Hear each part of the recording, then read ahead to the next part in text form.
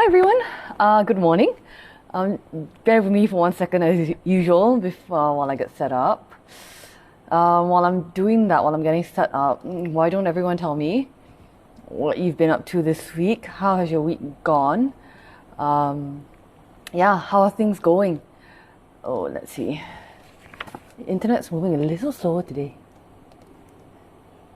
Okay, there we go. Yeah, so let me know how things have gone, what you've been up to, where you're tuning in from, what you've been up to this week. And let's see. Okay, great. Been a bit of a busy week here in a Kechara Forest Retreat. Morning Joyce. Hello. Morning Kok Lian. Hi, good morning. How's the meditation with JP? Morning Xiao Li. This week, what have we been up to? Mantra rolling has continued. The volunteering has continued.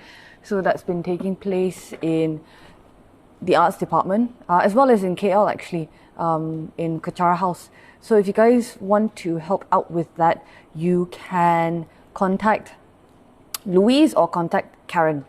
That's been... Oh my gosh, you gave your dog a haircut. That must have been interesting. I hope your dog is very well behaved, Joyce. So if you guys are interested in doing the mantra rolling, you can contact Louise or contact Karen. If you are located in KL, because of the CMCO, then you can participate in Kechara House in KL. What else has been happening? We had a briefing on the upcoming packages that will be available for sponsorship during Chinese New Year. So the Chinese Lunar Festival that's taking place in February next year, February 21st, if I'm not mistaken. But yeah, we had a briefing on that. So that took place as well. And then we got the happy news that the CMCO, which is Malaysia's version of movement restriction, that is being lifted on November 21st for some states. So yay! Well done, guys. Something to celebrate there, I guess. On the other hand, in other states, in general actually, cases are still in triple digits, in 4 digits on some days. So there is some work still ahead for us. What else?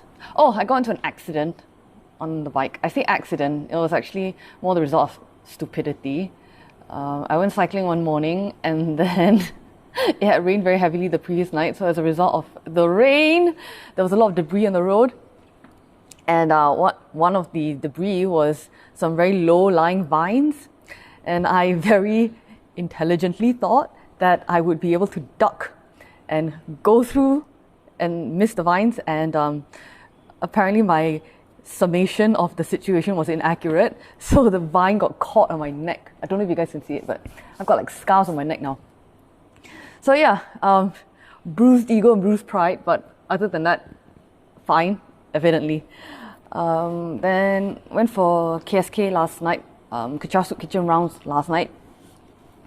It rained the whole night, and it was one of those really annoying rains that never seem to really get started properly, but also never seemed to stop. So it went on for hours, but we were able to distribute all of the food on our route. We came across, I posted about it on my Facebook, but we came across one client who was missing an eye, and he kept repeating over and over again, please help, it hurts, please help me, please. And so we were able to arrange for Kechara Soup Kitchen's medic team to attend to him, and apparently he's okay now. All right, so morning Yvonne, good morning Kamala, good morning Jillian. All right, so it's been a bit of a exciting week, if you might want to call it that. Speaking of, if you guys haven't already heard, Kechara Soup Kitchen will be going to Taman Negara, which is our national park.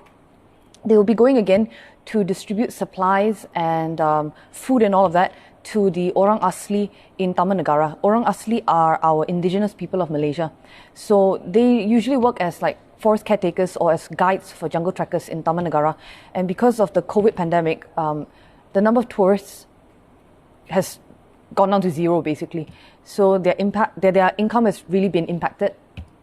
So KSK is going to deliver the next shipment of food and provisions to them.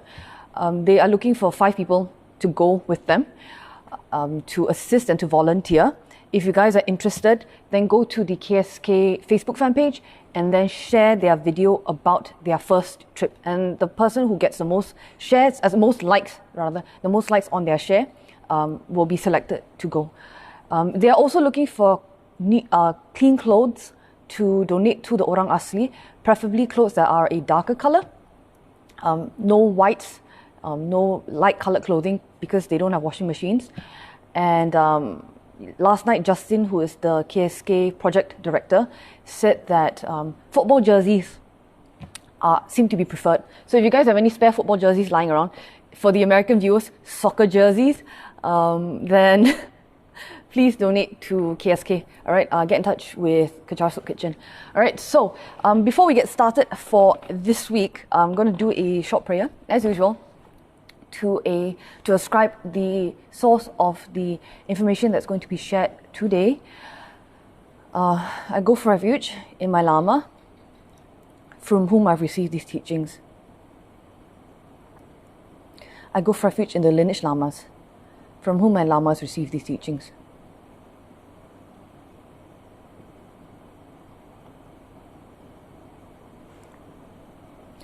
All right, so thank you very much, guys, for joining me this morning.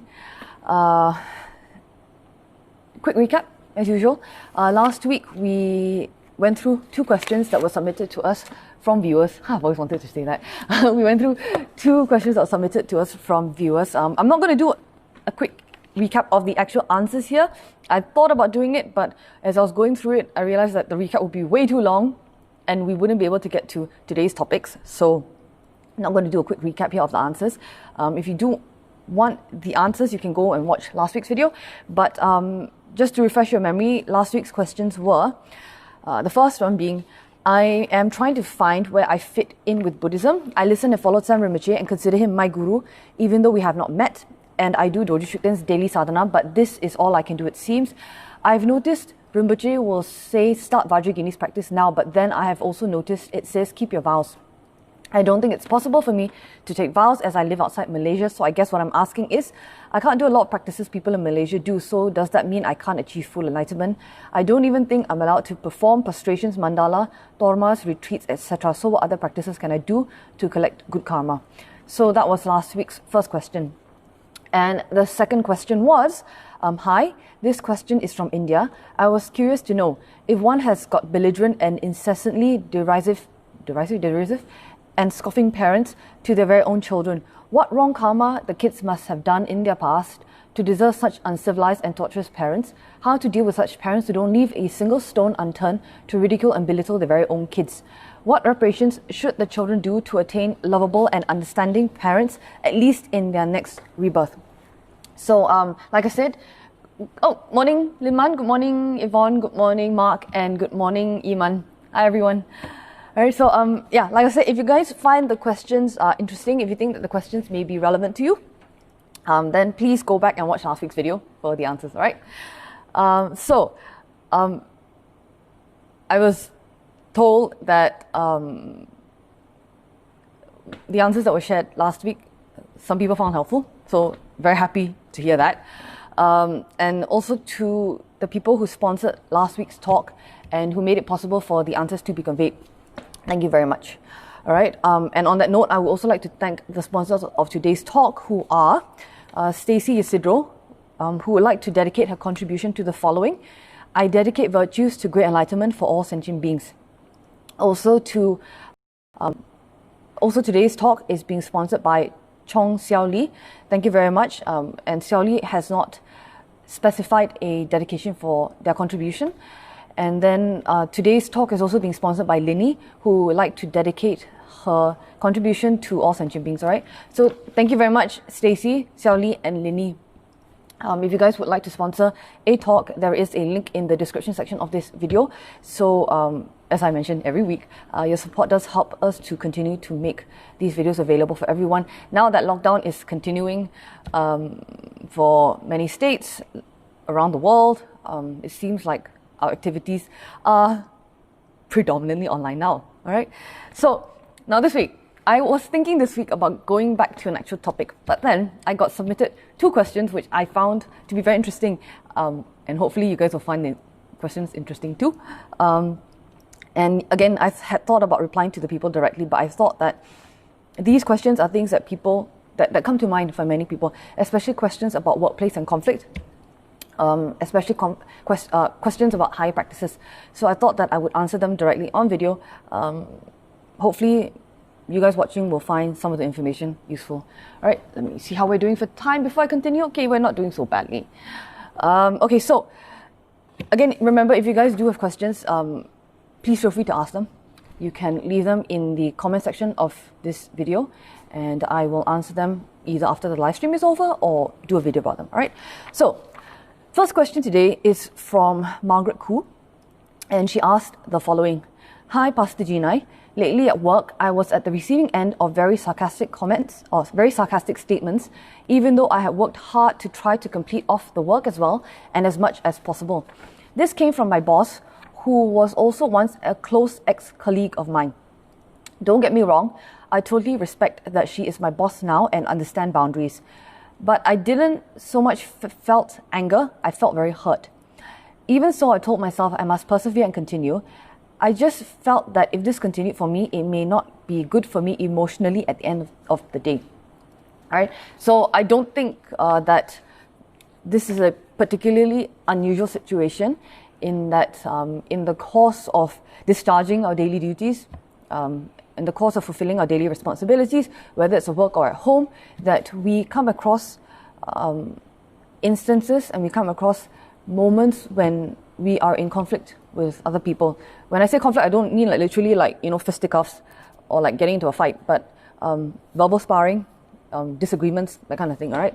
So that's why I actually wanted to talk about it today, because this is something that's commonly faced by many of us, and it will be helpful for us to learn a couple of tips that Rinpoche shared with us on how to deal with such conflicts. So Rinpoche had previously taught that when we feel hurt by what it is that people say, whether or not it's said in a sweet tone, because some people can speak with very sweet words, but the underlying meaning is not very pleasant. Some people are very direct, sarcastic, or cutting, and it's hurtful in that very overt manner. When I say people can speak sweet words and it can be hurtful, I'll give you an example. There was someone I knew previously who used to say what appeared to be seemingly very nice statements, and they said it with a smile, and they said it very pleasantly. But when you came away from dealing with the person, you didn't feel particularly great. So they would say things like, if you're mopping the floor or something, they would say things like, "Oh, so you know how to use a mop, huh?" So it's said with a smile, it's said with a very nice lilting tone, but the underlying meaning is, I didn't expect you to be able to know how to use a mop because you're somewhat of a princess. That kind of thing. So there are people who can speak sweet words and it can be hurtful. There are some people who speak very direct words and those are hurtful. So what Rinpoche taught us was, when we feel hurt as a result of an interaction with somebody, we need to examine the source of the hurt and why we feel hurt. So in this case, in the case of boss and employee, is it because we feel that she shouldn't speak that way to us because she is our boss? Is it because we feel that she shouldn't speak to us that way because we used to be close to them? Is it because we feel that we are doing our work and therefore she shouldn't speak to us that way because that kind of treatment isn't justified? So these are just some of the examples, but the point is that Rinpoche was trying to make was that within each scenario, within each question that we're asking ourselves, she shouldn't be speaking to me that way because I'm doing my work. She shouldn't be speaking to me that way because a boss should be treating the employees a certain way. within each kind of scenario, there is a certain level of expectation. So there is a certain type of should. She should be doing this, she shouldn't be doing that. All right, so she is my boss, so she should act this way. She was my friend, so she should act this way.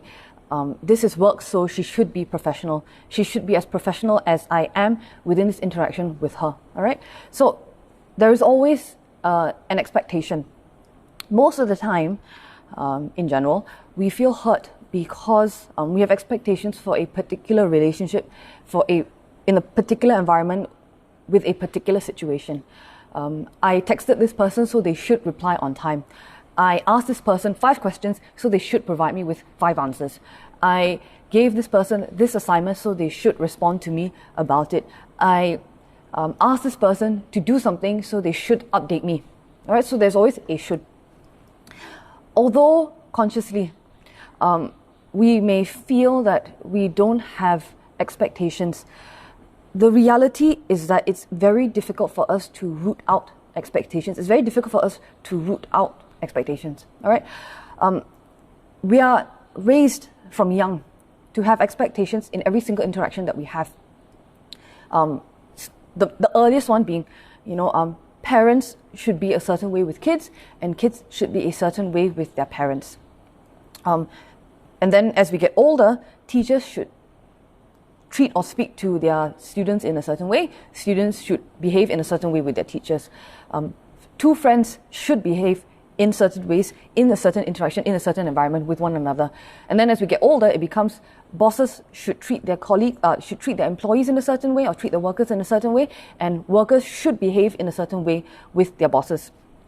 Now, I'm not talking about, when I say should and expectations, I'm not talking about guidelines that help us to kind of govern and to navigate social situations by creating a kind of common understanding or a kind of common platform for 2 people to interact safely within a given event or a given situation. I'm talking about the expectations that we have of other people's behavior. And these expectations are informed by our preferences, which are informed by our upbringing, informed by our culture, informed by our background, informed by our own previous experiences outside of that interaction with somebody else. All right, so a couple of things that Rinpoche asks us to realize about those expectations is that, number 1, people don't have the same expectations as us. People don't have the same preferences as us because people don't have the same upbringing, don't have the same background, don't have the same experiences as us. So it would not be fair of us to expect another person to have the same set of expectations and standards as us, right? And then Rinpoche also asked us to realize that even within guidelines that help us to navigate certain social situations, those guidelines, they actually change from culture to culture, from environment to environment, even from most basically what Rinpoche explained was these guidelines will change from country to country. So how someone behaves in one country, for example, how a boss behaves in one country, how a worker behaves in one country may not be viewed as positively in another country. Although within, let's say, country A, you are meeting that expectation. So an example that I actually read about quite a while back, actually, it was in an article, was actually related to workplace expectations and workplace culture. And this American had moved to, American or Japanese? But basically this person, let's say American, this American had moved from the States to France. And in the States, they were highly successful. They were a highly valued member of the workplace. And in America, they would work basically all hours of the day. So even after they left the office, they would still be responding to emails, they would still be responding to text messages, they would still be getting work done at home. Now, when this person moved over to France, they found that the behaviors that they were engaging in, which had matched expectations in America, did not translate so well to the workplace in France. In France, they actually got reported to human resources because after they had finished work and they had got home, they had left the office and got home, they had been emailing their colleagues to follow up about projects, to follow up about certain tasks and assignments, and email their colleagues about questions. And their colleagues at their new office or their new workplace in France had a different set of expectations to navigate a workplace situation. And how the American in France had brought their behaviors over, it basically didn't translate very well. And their new teammates actually found it kind of harassing that their new American friend was emailing them at home about work after work hours. All right, so this American actually got reported to HR for harassment. So my point in saying that is what Rinpoche was trying to, what Rinpoche was explaining to us rather, was that even when we feel that there are certain guidelines for behaviors to help, to create a common understanding to navigate social situations, these are also based on preferences, these are also based on culture, these are also based on experiences and background, and they don't necessarily translate so well from situation to situation, or in this event from country to country. All right, so my point about saying all of this is that whilst we may be consciously aware of boundaries, whilst we may be consciously aware that we have certain expectations, the reality is that subconsciously we always have expectations, and that subconsciously there is probably still some baggage from how this relationship with your new boss, your current boss, was previously when you were both close colleagues. All right, and when I say this, I'm not saying it with the expectation that it's easy to let go of, or not saying it with the expectation that it's easy to let go of these expectations, that it's easy to let go of this so-called baggage. And I say baggage, I don't mean it with in a judgmental way. It's just purely as a descriptor, okay? So I'm not saying it with the expectation that it's easy to let go of this baggage, because, as I mentioned, we are raised to have expectations. It's our habit to have it, and it's our go-to default, almost like our instinct. All right, it's something that happens automatically. And so the fact that we react when something happens, whether it's because it upsets us or it creates some kind of ill feeling, some kind of discomfort in our mind, the fact that there is some kind of reaction to the situation reflects the fact that there is still some kind of underlying expectation for how the relationship should go or move or be carried out in a certain way. And those expectations are precisely what we need to work on letting go. Once we let go of those expectations, once we are conscious of those expectations and we work on letting go of them, and I say work because I know that it's not going to be something that's automatic, something that's very easy. So once we practice and we work on letting go of those expectations, we will find that whatever it is that arises within that interaction, since we have no expectations, there is no basis for us to become upset, and there won't be a basis for us to become hurt by whatever happens within that particular relationship or interaction. All right, so now that I've talked about why we should let go of those expectations, it will only be fair of me to talk about how we can let it go. All right, so number one, what Rinpoche had previously advised us was that it would be okay. So Rinpoche didn't advise specifically this. I'm transposing a teaching that Rinpoche gave about another situation. But what Rinpoche explained was that we can realize that her sarcasm from your boss, may stem from one expectation that she has, and it's coming into conflict with another expectation that we have. Perhaps she has one understanding and we have another. Perhaps she has one understanding that a employee or a worker should behave a certain way, and you have an expectation that a boss should behave a certain way, and these two different expectations are coming into conflict and they don't match. Perhaps her expectation is that as a boss, she should be cold.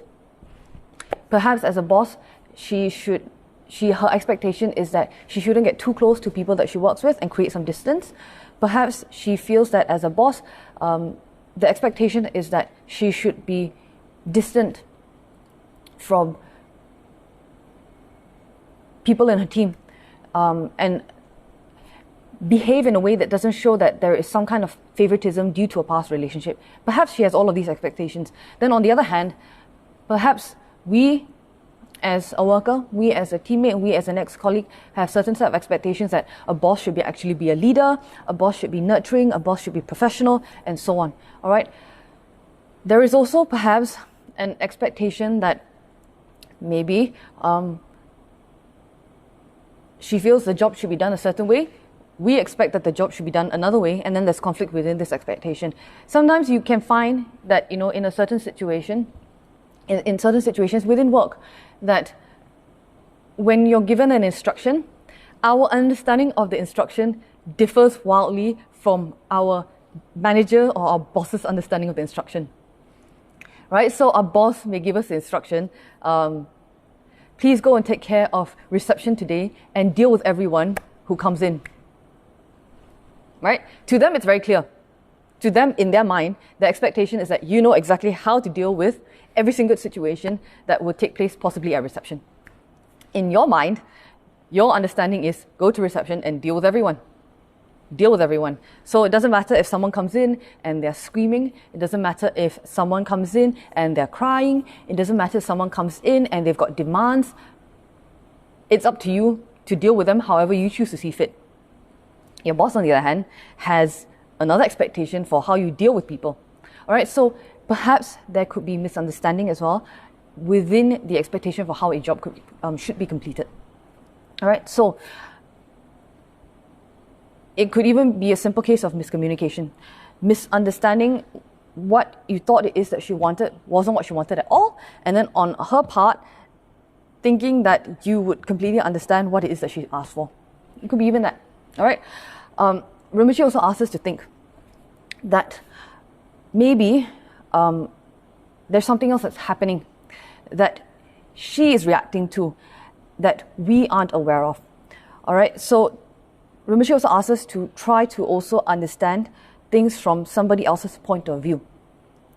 No matter how close we think we are to people, the reality is that they don't always tell us everything that's happening in their lives, whether it's professional or whether it's personal. So we don't always see the pressures that people are under, no matter how close we think we are with them, no matter how well we think we know them. Maybe she has issues with, maybe she has issues with upper management. We don't know. Maybe she has issues with other people from her management level. We also don't know.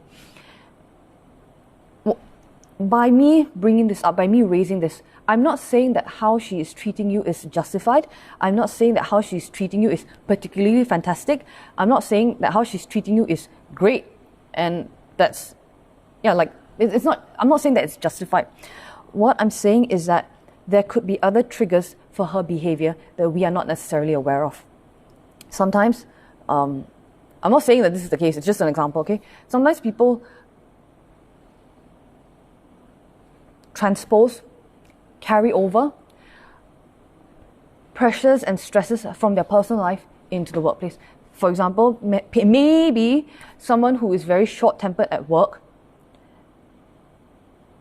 could be having issues at home, could be facing domestic issues with their partner. Maybe they had a really bad argument that day. Maybe their partner was very mean to them that morning and it set them off to be in a really bad mood. Maybe they were very rushed because their kid got suspended. It could be any number of things. Maybe their boss in another part of the company could be putting pressure on them to deliver certain things.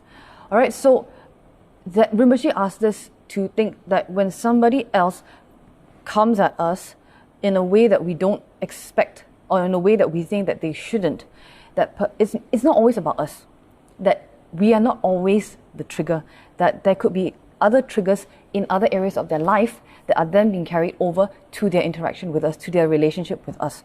All right. So when it comes to other people, our tendency is always to approach a situation in relative to ourselves. We don't think about their relationship with others, but we always think about their relationship with us. So what they mean to us, how they should act with me, how they should behave with me based on our past relationship. So we have a tendency not to think about what's happening in other aspects of their lives that may affect their relationship with us. The thing is that sentient beings, humans, we don't exist in a vacuum. And as much as we like to talk about it, we're not that particularly great at compartmentalizing things. All right? So if we were fantastic at compartmentalizing things, and if we were fantastic at not allowing things in other aspects of our lives to affect us in another situation, then therapists wouldn't exist, because when you have a particular experience, the trauma that you have from the experience won't carry over into your interaction with other people. It won't carry over into another situation. The trauma will be compartmentalized to that particular experience. So as humans, we're not that particularly fantastic at compartmentalizing and isolating. That's the word. Isolating emotions and experiences that we've had to one side and not allow them to affect something else. All right? Very clear example. When someone has said something mean to you in the past, or maybe they've denied you some help. If we were so fantastic about compartmentalizing and isolating incidences, then when that person comes back to us again in the future and asks us for help, our first instinct would always be to say yes, because it doesn't matter what they've done with us previously. However, for most of us, for many of us, there may be that split second of hesitation where we think, well, in the past when I asked you for help, you said no, so I'm not going to help you now. All right, so that is a clear example that many of us can relate to about how human beings aren't that particularly fantastic at compartmentalizing things. All right, so my point in raising this again is that perhaps there is something happening in other areas of her life, in other aspects of her job, that's spilling over into her interactions with you that we may not necessarily be aware of. So because there is that past relationship of closeness that somehow, unfortunately in this instance, you have become the target, or the recipient rather, of her sarcasm, because that is the only way, or that you happen to be the outlet for her. All right, so what Rinpoche asks us to do is to realize that sometimes when people express things in a certain way, it could be because of triggers that aren't related to us, but triggers related elsewhere. Then Rinpoche also asks us to examine, why is it that somebody's sarcastic tone bothers us so much? Or rather, why does someone's tone bother us so much? And to realize that actually the tone itself may not mean anything. All right? Some people are just sarcastic and they can't help it. And that's literally the way that they carry out all of the interactions. And they can't help it. Good morning, two Jameses, James Young, James Diver, Sam, Esther. Hi Sharon, hi Penny. All right, so sometimes some people are just sarcastic and they can't help it. But in their sarcasm, they don't actually mean anything by it. And it's just the way that they talk, and it's not something that they're aware of. And that's it. And maybe in a different situation, when we were friends, we found that sarcasm very funny. But somehow, when the dynamic of that relationship changes, that suddenly the sarcasm isn't so funny after all. Some people talk in a very angry way, and some people talk in a very loud way, and they're just naturally very loud, and so on. There are so many ways that people convey and deliver a message, and the way that they deliver the message, their tone may not necessarily be very reflective of anything. For example, I know someone who speaks in a very accusatory way. So whenever they say my name, it could be for something as benign as like, would you like me to, would you like something from this restaurant? I'm going for lunch in this restaurant. Would you like me to take away something for you? But the way that they say my name, like kind of like gets me to seize up, because it's extremely accusatory. It's like Pastor Jinai. All right. And that first tone, Pastor Jinai, immediately I think, oh, what did I do wrong? Like, what happened? What did I mess up? All right. But then the next thing that they say is, oh, I'm having lunch and at such and such restaurant, and I think you would like what's on the menu. Would you like me to take away anything for you? The second half of the interaction is completely pleasant, completely benign, completely mundane. But that first word, Pastor Jinai, immediately I'm like, oh my God, what happened? All right. So what I'm trying to say is that sometimes people speak and deliver messages in a certain way that they can't help, and that's just the way that they talk. And that the tone that they use isn't actually a reflection of what they're thinking about you or what they actually really want, and that is literally just the way that they talk. So if your boss's sarcastic tone isn't actually something personal, so for example, they're not saying something like, why are you so useless? Oh my God, I can't believe that you would do something stupid like this. If it's not actually personal, if it's not actually insulting, if it doesn't actually affect your performance review, for example, if it doesn't actually affect you in the discharge of your duties whilst you're at work, try to do your best to look past the tone, because that tone isn't having a tangible impact on your life unless you allow it to. All right, try to look. Rinpoche will always remind us, try to look past the tone that someone's delivering the message and look at the content of the message and see if the content is constructive or not. Why? Because as people who interface with the public a lot, we're going to come across all sorts of people who convey the messages in all sorts of ways. If we were to be affected or take offense, rather, at the way that people deliver messages, it would hamper our ability to assist them. Some people, for example, come up to you and ask you for help in a very arrogant way. They don't mean to be arrogant, but that is just the way that they are. Arrogance, for example, may have helped them to become very, very successful at work as an entrepreneur, as a businessman, for example. But because they've been habituated into speaking arrogantly to everyone, they carry their arrogance over to all other aspects of their life. So when they come to you for help, for example, I'm being disturbed by spirits, for example, even in their request for help, they will make the request very arrogantly. Now, if we were to take offense at the arrogant tone, then we wouldn't be able to help them. So Rinpoche would always remind us, when someone comes to you with a message, when someone comes to you and speaks to you, try and look past their tone and look at what it is that they're asking. Look at the content, look at the motivation, look at the request. All right? And instead of focusing on the tone, if the tone doesn't have a tangible impact on us actually carrying out our duties. All right? So what Rinpoche asks us to do is to meditate on these things. Meditate on looking beyond the tone, maybe meditate on the fact that perhaps we are not the trigger in that situation, and also meditate on how we have expectations, underlying expectations that we may not even be aware of, but that we are actually habituated into. Meditating on these things is not about self-pity. It's not about thinking, why me? It's meditating on these things and analyzing these situations is about us trying to understand the dynamics of the relationship, trying to understand the dynamics of the situation, to discern what it's actually about,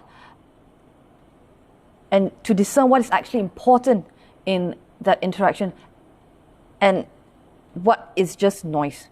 Basically trying to separate noise from what is actually important to us in carrying out our duties, all right?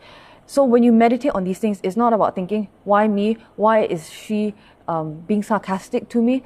Why am I not able to deal with it effectively? But rather to see, well, okay, this is a situation, this is how she's behaving with me. Could there possibly be other triggers? It's to help us to get clarity on what it is that we need to focus on and what it is that we need to do, as well as what it is that we need to let go of because it's not contributing to us doing our job well. All right? So the second thing that we can also do to try and help us to let go of expectations in a situation is to do the complete opposite, to apply the antidote. So this may not be very easy because it's not something that we're used to doing. But, excuse me. And the other thing that we can try to do in terms of applying the antidote is trying to repay someone's sarcasm with kindness. Like I said, it's not particularly easy because we're not habituated into doing it, because when people are sarcastic, we have a tendency to react by becoming defensive. Defensive in the sense that we want to defend ourselves, or we have a tendency to match sarcasm with sarcasm.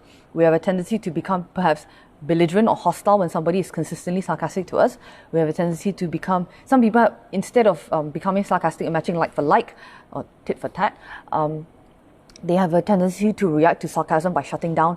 So instead of reacting that way, what Rinpoche also advises to do, or recommended us to do, suggested for us to do, is that when somebody is behaving to us in a way that we find hurtful, that we find offensive, that we find difficult to deal with, try our best to apply the antidote, which is to repay their hurtful action with kindness. All right? So, why should we do this? We should do this because we need to understand where sarcasm comes from, where this kind of hurtful interaction comes from, and what is the basis and the cause for this hurtful interaction. If we are experiencing sarcasm now from someone, if we're experiencing anger now from someone else, if we're experiencing jealousy from someone else, all of these things and all of these experiences that we're having had causes. We all have created the causes in order to have these experiences now. Perhaps not in this life, but perhaps in a previous life. Maybe not even with the person who is quote-unquote hurting us now, but perhaps in a previous life, we were very hurtful, we spoke very angersome words, we spoke very sarcastic words to other people. And so we created the karma, we created the causes to have these experiences now. So, how can we ensure that we don't create the causes to have hurtful, sarcastic experiences again in the future? By applying the antidote, by breaking the cycle, by cutting off the karma, by not creating the causes to have such experiences again. How? By applying the antidote. Meeting somebody's hurtful, offensive behavior with kindness. So what do? As I mentioned last week, all faiths teach us to turn the other cheek. When someone I've benefited, one in whom I have great trust or I had great hopes, hurts me very badly, I'll learn to view that person as my supreme teacher. All right? When I say that, it's not saying that within certain limited situations. That verse, that shiloka, those lines apply to every single situation that we could ever possibly find ourselves in. For example, parents to children. Parents can apply that teaching, that lesson with their kids. Why? Because sometimes, no matter how much we've done for our kids may turn around and say to us, "Oh my God, I hate you. Why are you making my life so difficult? I hate you." Now, as a parent, wouldn't your first reaction be, "Well, I've done so much for you. I've raised you. I gave birth to you.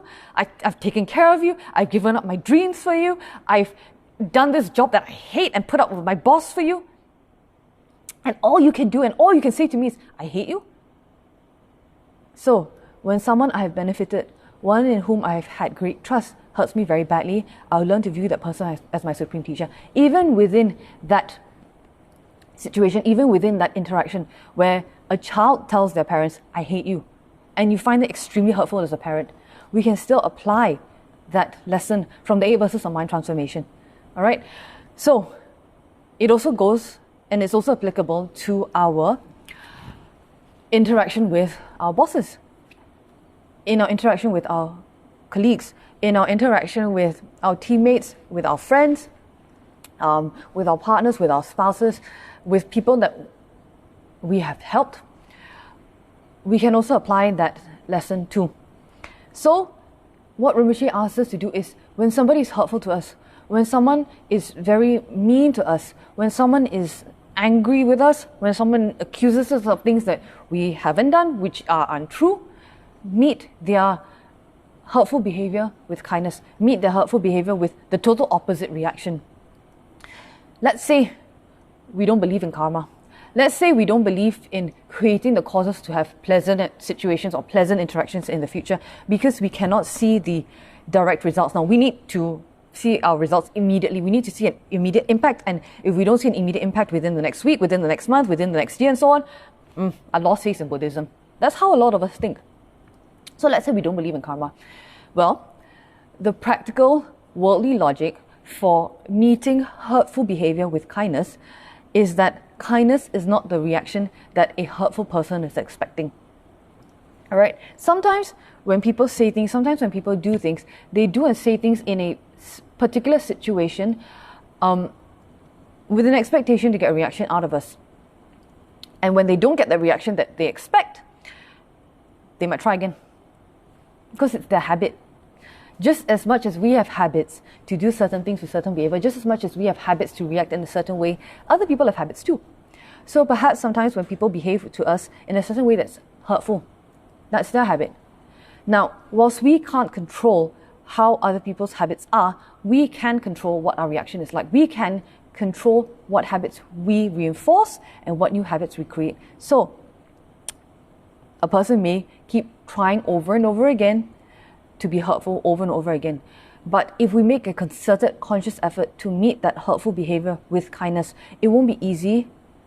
It won't be straightforward. We may not see a change immediately. In fact, we may never see a change at all. And we should not go into doing this with the expectation that there will be a change, right?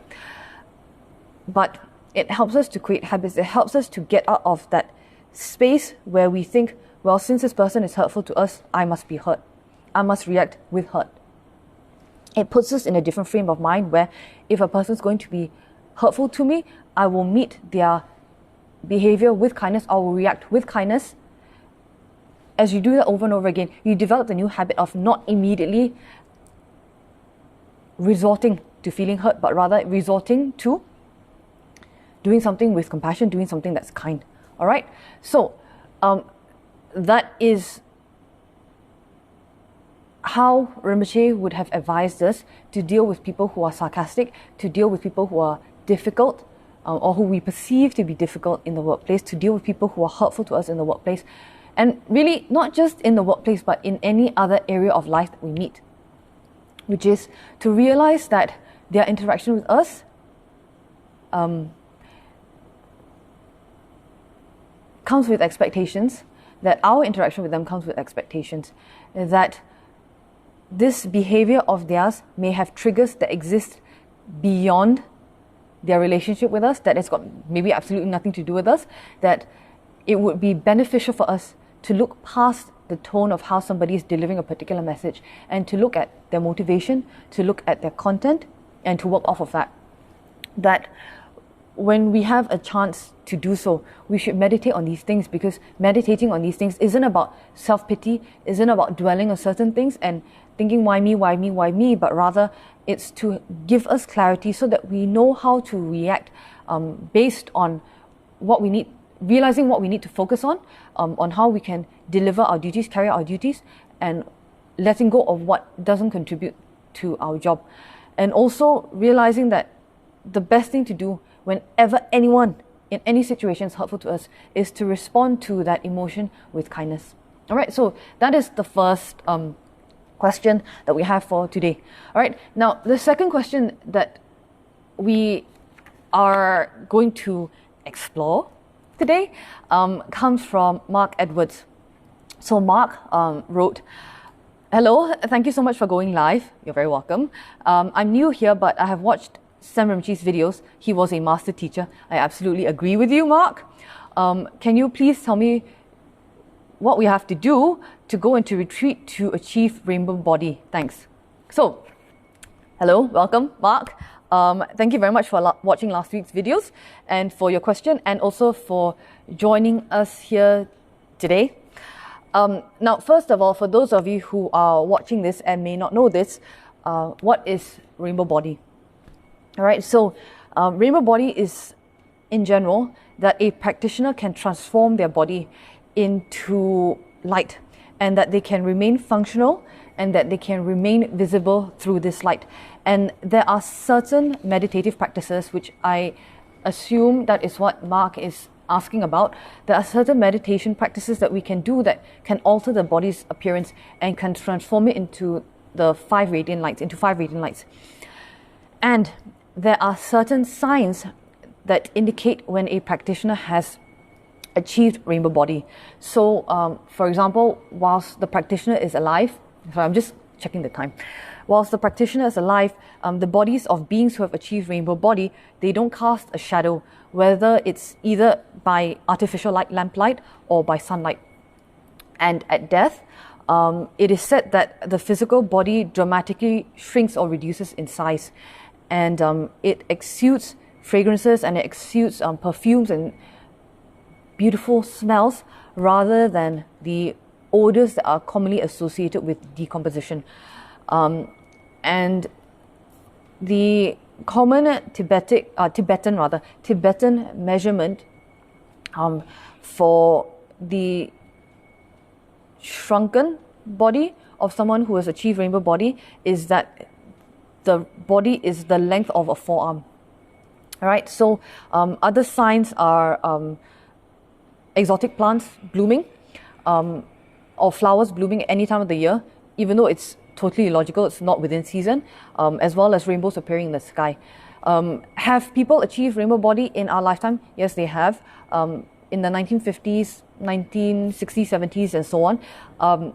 Even in fact, I think 2 years ago, I got a message from a friend in Tibet, and they told us that a practitioner, a very simple monk, had passed away in retreat, and he had been so simple and so unassuming and so ordinary in appearance that they had not realized just how accomplished he was.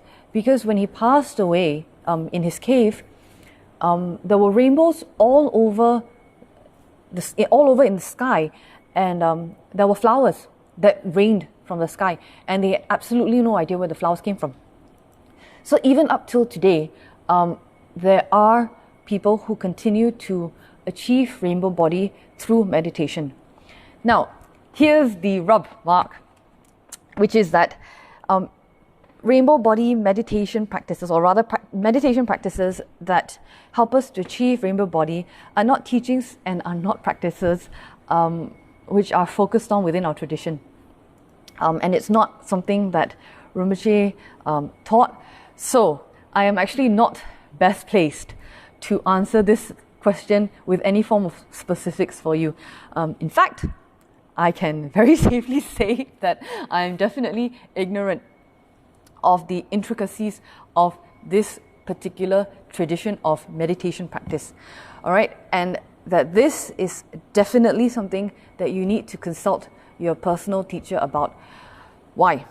Because when we want to enter a retreat with a specific result in mind, or we want to enter into a specific practice that will involve us receiving certain signs, involve us in engaging in certain specific meditations and visualizations and so on, we need to have a guide, and we need to receive proper instructions from someone. We need to receive the practice properly from someone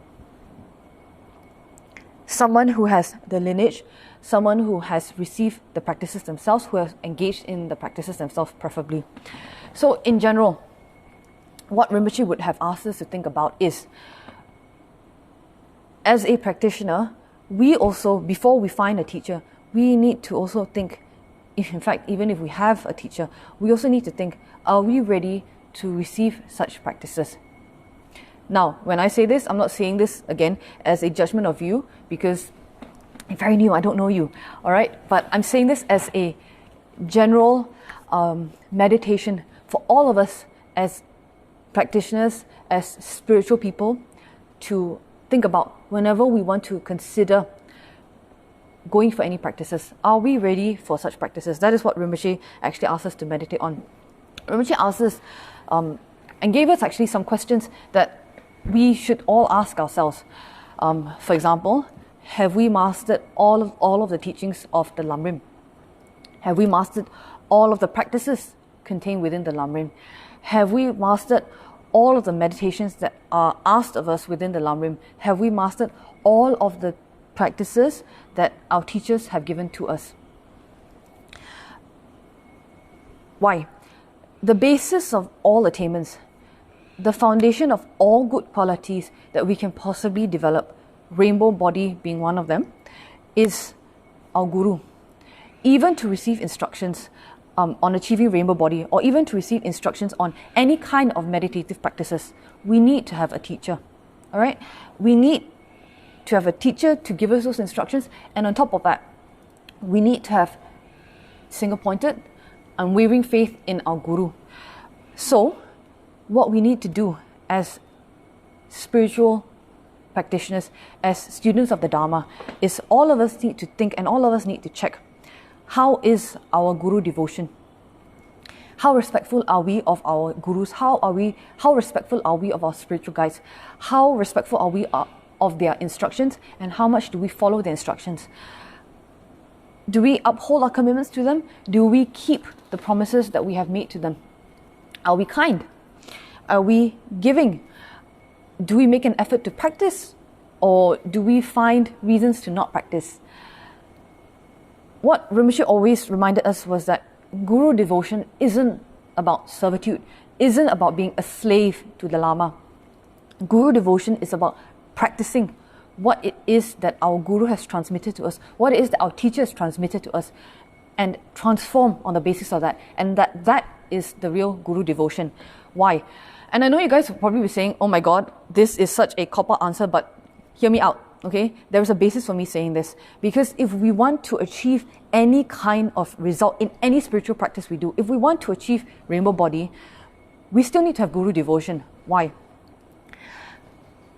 When people say something to us and we don't like what it is that they say, think.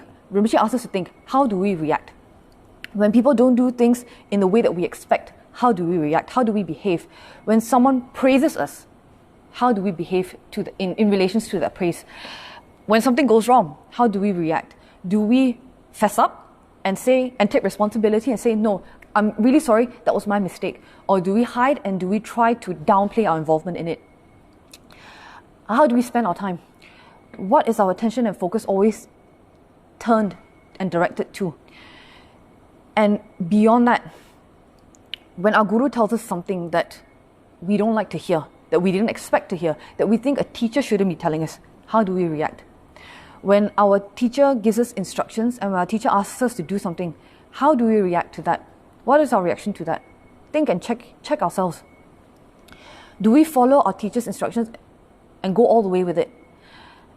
Or do we pull back and do we go away? Do we find some way of justifying why we cannot follow our teacher's instructions? I'm too busy, I don't have the time, it's too difficult, I've got a famous Malaysian phrase, I've got things to settle, I can't do it right now, I'm not in the place in my life to do it right now. So when our teacher tells us to do something and we don't like the sound of it, how do we react to that? Do we follow it and do it anyway with full faith in what our teacher has instructed us to do? Or do we go away and do we find reasons for not being able to complete it? All right? Or, in some cases, do we even go and find a different belief system or find a different way of downplaying and diluting what it is our teacher has told us to do because it matches more closely to what we want to do and what we want to achieve. So we don't actually follow what it is that our teacher tells us. All right, so if we find some way of justifying why we cannot follow our teacher's instructions, if we go away when our teacher instructs us to do something that we don't like, that we find uncomfortable, that we find difficult, that we find challenging, then when we get instructions for higher practice, when we get instructions for specific meditations, for specific visualizations, and it doesn't match what we want, and those instructions don't match what it is that we expect, then already our habit is to not follow those instructions because we've developed the habit elsewhere. And so it will become very difficult for us to follow the instructions that we receive from our teachers on those specific meditation practices. All right? Why? Because we've already developed the habit of not doing so. If our teacher tells us every single week, go on blog chat. If our teacher tells us every single day, go and circumambulate. If our teacher tells us move to Bentong. If our teacher tells us, come to the center more often. If our teacher tells us, do this retreat, do Songkapa retreat twice a year. If our teacher tells us to do all of that, and we still find some reason for not doing it, then how will we have developed the habit to follow instructions that we received related to higher practices, related to meditation practices that have specific instructions related to them? Because we already don't have the habit of following instructions for other things, we will have not developed the habit of following instructions for specific things. All right, so when our teacher gives us seemingly casual instructions to do certain things, what our teacher is actually training us to do is to follow instructions so that we are trained and ready and primed to receive specific instructions for specific practices. All right, so that is why I bring up the topic of guru devotion. That is why I bring up the topic of the importance of having a teacher if we want to receive practices like how to achieve rainbow body. Because when we don't follow our teacher's instructions on these meditation practices, how are we going to achieve success? How are we going to achieve the result that we want? All right. If at this moment in time, it's a little difficult for us to accept what it is I'm saying about guru devotion and the importance of having a guru in order to accomplish and achieve success and achieve our goals and aims, then just think about it in terms of a more secular environment. For example, when we go to school, regular school, in order to learn a language. If we are sitting in class and our teacher is teaching us how to master a certain language, our teacher is teaching us how to, the grammatical rules of a language. Our teachers drilling us in vocabulary. Our teachers telling us every single day, you need to go home and you need to watch this short video, 30-minute video, and get used to listening to people conversing in a different language. And as we're in class, we're thinking, no, I don't agree with that. No, I think that there's a better way of doing that. No, I don't think that that's going to be very helpful. No, I don't think I'm going to see success from that. No, I don't think that's the right way of doing things. If at every step we are fighting our language teacher, who is telling us that you need to do these things in order to actually learn the language, if we fight at every single step, how can we possibly expect to be able to learn the language? Maybe for us, there are certain ways of learning, there are certain ways of accomplishing success that are more effective with us. All right. At the same time, the person who's standing there at the head of the class, who has had so many more years of experience in training their students to pick up a language, don't you think that we should have some kind of trust and faith in their ability and in their experience? So the same thing applies with our spiritual guides, which is that our spiritual guides have spent years in the monastery, learning, absorbing, undergoing training. They've met countless people who have asked them countless questions about countless things. They've gone through so many experiences, they've dealt with so many cases. They've met so many different types of people with so many different requests. So when our teachers ask us to do certain things in order to achieve spiritual success, wouldn't it just make sense? Wouldn't it just be logical for us to follow what it is that they say and to go with it because we want to accomplish a certain result? All right, so in an ordinary environment, in a worldly environment, if our first instinct is to plot revenge when we feel that somebody has slighted us or hurt us, if it's our first instinct in a discussion to try and be right and to try and win, if it's our first instinct to always argue and to always contradict our teacher and to always oppose our teacher, if it's our first instinct to always look for a way out of following our teacher's instructions, then we need to think for ourselves, are we ready to receive higher practices? Are we ready to receive practices with specific meditations, specific signs that we need to report on? Are we ready to receive Tantra? Excuse me. Now, again, who is it will ascertain that we are ready to receive certain practices? Who is it will ascertain that we are ready to receive higher practices? Who is it who will ascertain that we are ready to receive initiation, for example. The person who will be the one to ascertain that we are ready to receive these practices is our guru. So it goes back to the importance of having a teacher, and it goes back to the importance of following what it is our teacher says, and going all the way with what it is that our teacher requests, instructs, guides us, advises us, recommends us to do. So if Rinpoche recommends us to do Lama Tsongkhapa's practice every day because it has these benefits, instead of thinking, Hayo, Ganen Lagyama is so difficult to pronounce, Hayo, Ganen Lagyama is so long, Hayo, I don't know how to do this. Instead of finding ways to get out of the instruction, what Rinpoche was asked us to do is find ways to accomplish the instruction. And it's going to be difficult at first because, again, that is not what we're used to. But as we do it over and over again, we'll find that it becomes easier, and we'll find that there will be results and there will be benefits way beyond what it is that we, in our conventional, very childish, immature minds, mine included, we'll find that there'll be benefits that far exceed what it is that we could have possibly imagined. All right? So, hi, Mark. Thank you for joining us this morning. So kind of surprised to see you here. Yes, James, Rinpoche's video on Are you ready for tantric practice? Are you ready for Yamataka? Yes, everybody should go and watch that. All right, completely applicable in this situation, because it's not about Vajrayogini, it's not about Yamataka, it's not about this practice or that practice. It's the basis for us to receive any kind of spiritual success that we're looking for, is that once we have found a guru, once we have selected a teacher, we need to do our best to put into practice whatever instructions it is, whatever guidance or whatever advice it is that we receive from our teacher, if we want to see the results. Because if we are constantly contradicting, if we're constantly fighting, if we're constantly debating, I'm not saying questioning because we want to learn.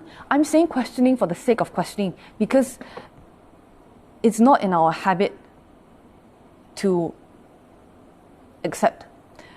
It's not in our habit to believe.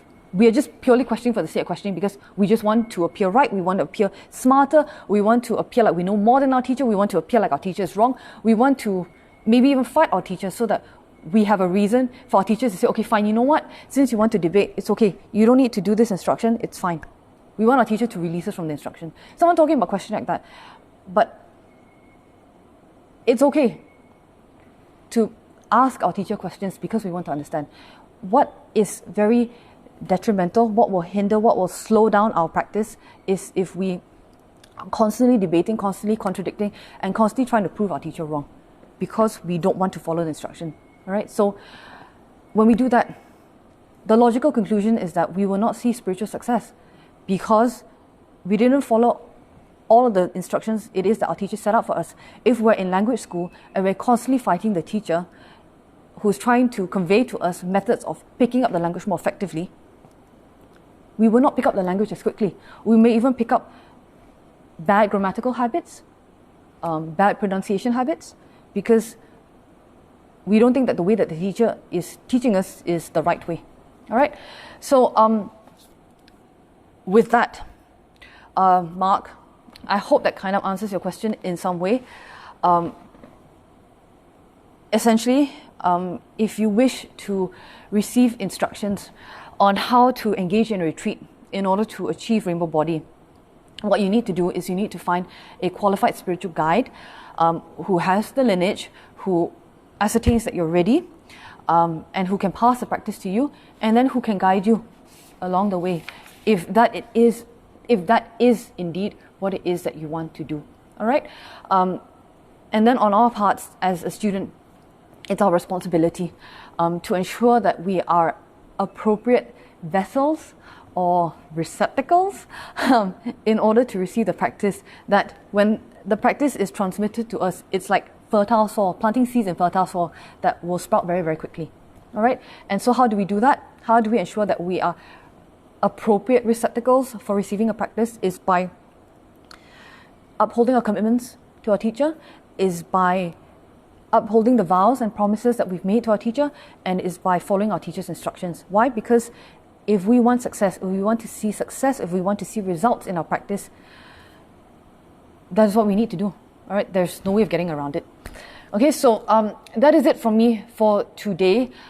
Thank you guys very much for joining me. You know what, Mark, Steve,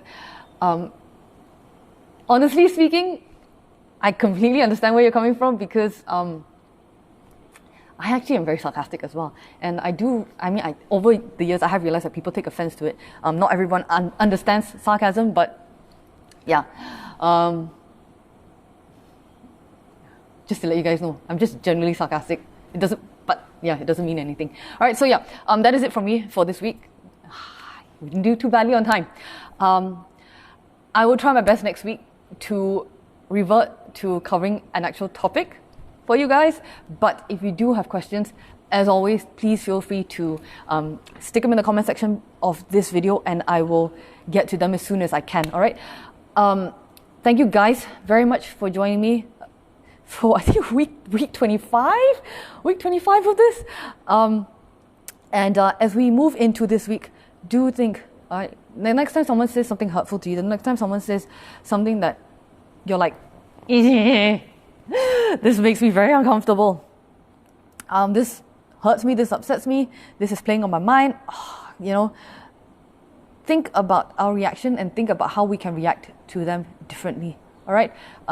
Break out of that cycle. Take the first steps of breaking out of that cycle and that habit of reacting to the hurt and of being hurt. All right? Couple of quick reminders before I skedaddle for today. Again, Dojo Shukden Sadhana on the Chinese Kechara Facebook fan page at 10 p.m. Malaysian time. So if you guys do have any requests for prayers and offerings to be made, you can shoot them a message. Tuesday at 9:30 p.m. there's Easy Dharma for the New Normal with Pastor David, and then on Thursday at 8 p.m. on the Kecharans and Friends Facebook group, there is Saramachi's Swift Return Puja. All right, that's at 8 p.m. on Thursday Malaysian time. Thank you guys for joining me, and yeah, don't forget to do your dedications when this live stream ends. I will do mine, and again, thank you so much to today's sponsors for your contribution and for making this talk and for making this sharing possible. All right, if you guys wish to contribute not just to this but to the online teaching fund in general, there is a link in the description section of this video, so please click on it. All right, and I guess with that, I'll see you guys same time, same place next week, and don't forget to be kind to one another. All right, bye guys, and have a great week.